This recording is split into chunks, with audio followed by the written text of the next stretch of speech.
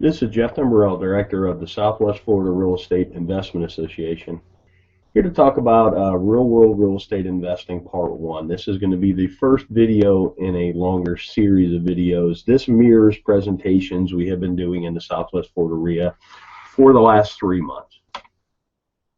Disclosure, we're sharing our own experiences and knowledge with you. Please do your own due diligence before utilizing anything here. This is not to be construed as investment advice, and you should seek competent counsel before trying this at home. In the past 3 years, we've assisted and advised and had ownership interests in several private equity entities that employed over $14 million in capital in the Florida market, which gave us not only unique insight as to the amount of business we've done, it also gave us some great insight into how institutionalized investors employ capital. Number one key to being successful is to understand what you're there to do. In my opinion, this is the most important thing. There's so many people running around the world. There's a lot of people wanting to run around and try and do real estate investing. They take courses, they read books, they go to meetings, but they really don't know what they're there to do. They really haven't spent that critical time understanding what you're here to do, what's your mission, what's your goals. I mean, without having any goals, it's hard to achieve any goals, if that makes any sense. From our experience, the clearer the plan you have, you will be able to operate with a margin of safety. And that's the key word in this business, a margin of safety, because the ones that survive, last, and grow true wealth are the ones that don't make mistakes or make mistakes that you can recover from. Investing in real estate. Investment is the purchase of an asset or an item with the hope that it will generate income or appreciate in the future and be sold at a higher price. Keyword, the future, for investing.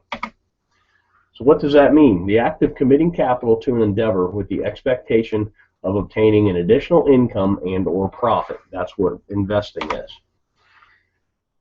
Something I've learned over the years is kind of like a narrative. It's a why in the road when you're talking to somebody that's in real estate. Are they a trader or are they an investor?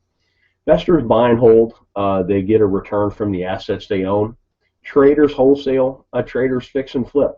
Nothing wrong with it. I do it. I've done it in the past. I'm trying to do it again today. I'm doing a marketing campaign as we speak, looking for contracts to wholesale.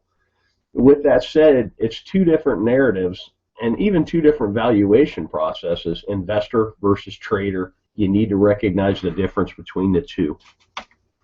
Basic questions for an investor. How much capital are you employing? What's your desired rate of return? When are you going to need this capital back?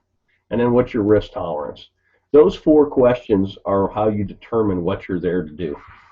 Then we'll talk about capital. There's an opportunity cost of capital, and particularly when you're raising capital, which I've been part of some private equity raises, you really need to understand what other opportunities are out there for investors, because generally why would you buy a piece of real estate that pays you 2% a year with all the headaches associated with that, when you can, if you could at the same time own a CD at 5 with none of the headaches.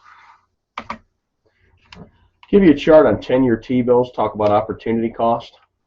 You can really see the recession, the Lehman Brothers crash really killed yields, but it's killed yields no matter what. I mean, pretty much at the time I'm talking about this, yields for a 10-year T-bill are bouncing between 2.6 and 2.8%. That's a terrible yield, particularly with the amount of money they're printing. Then you go back 10 years, and this is why investment real estate has become so popular, because it's one of the few places you can get a yield. Here's CD rates from 1984 on, and if you notice, about early 2000s, everybody got excited about real estate, and that's because the CD rates of return just continue to go down. So right now, my God, on a 1-year CD, you're getting not even 1%. That makes real estate attractive, and that's something to watch as well.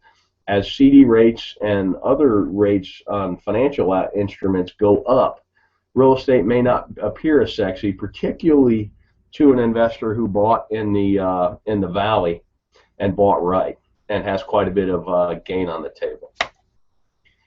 So opportunity costs in the real world. We already kind of talked about this. Most investors we know are looking for at least 6% a year. I know guys that are even looking for 15, and that's a cash on cash, not an internal rate of return. That would be a whole nother video that could be a whole day's worth, understanding the difference between the two. But what here I'm talking about is a yearly cash on cash return.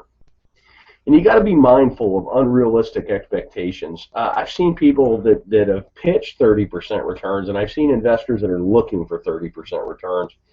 And it's really hard to do. There's a lot of randomness and a lot of happenstance, and you're going to lose a lot more than you're going to win when you're dialing up those kind of deals. Unrealistic returns can lead to bad decision making because you seem to be chasing the golden goose instead of chasing a stable investment that pays you to own it. Let's talk about risk tolerance. These are two great quotes by Warren Buffett. And risk tolerance is really age dependent and your financial situation dependent as well.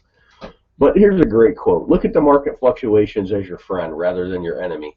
Profit from folly rather than participate in it. And that's most real estate investors. You're supposed to be a contrarian. I kind of put the world in, you're either a salmon or you're a lemming. You're either running with the crowd or you're running against the crowd. And here's another great one. The main danger is that the timid or beginning investor will enter the market at a time of extreme exuberance and then become disillusioned when the paper losses occur. The key is to not panic and do math-based risk assessments and then math-based evaluations and then sit down and decide what you're doing. You could have bought a home in Cape Coral, Florida at the height of the market at 320 and paid cash, held it all the way through the crash, and still got a better rate of return than CDs, and it's a terrible investment because your basis is so high. Or if you trade it out, you would literally be losing money. But it's sad but you actually would have outperformed the CD, and that's kind of a interesting thing. We did some case studies of people that had bought at the top and had they held and if they had mortgages, and I think that video is on our YouTube channel as well. Thanks for watching. You can always check out our website at SWFLREIA.com. There should be a link at the bottom of this video. If you're on our website, put yourself on our mailing list. We send out a lot of foreclosure information. We send out our meeting notices, and we also from time to time send out information like this. I hope this information is useful to you, and make it a great day.